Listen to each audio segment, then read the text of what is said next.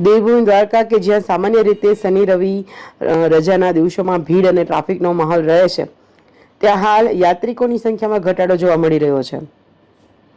મંદિરમાં જ્યાં દરરોજ લાંબી લાઈનોમાં ભક્તો દર્શન માટે ઊભા રહેતા, ત્યાં હવે સહેલાઈથી દર્શન થઈ રહ્યા છે. યાત્રિકોને ભીડ જ્યાં વેપારીઓને ચમકાવતી, પછી એ ગોમતી ઘાટ હોય, દ્વારકાધીશ મંદિરની બજારો હોય કે શિવરાજપુર બીચ હોય, ત્યાં હાલ બધું જ ખાલીખમ અને શાંતિના માહોલ સાથે દેખાઈ રહ્યું છે. ટુરિઝમ પર જ જીવન નિર્વાહ કરતા વેપારીઓ કહી રહ્યા છે કે હાલ ધંધામાં મંદીનો માહોલ છે અને રોજગાર પર અસર પડી રહી છે.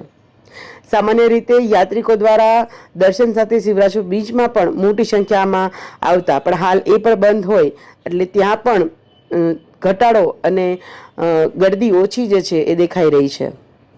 વેપારીઓની માંગ છે કે સરકારે પર્યટનને પ્રોત્સાહન આપવા ખાસ આયોજન કરવું જોઈએ, નહીં તો આ મંદી એમને ભારે પડશે.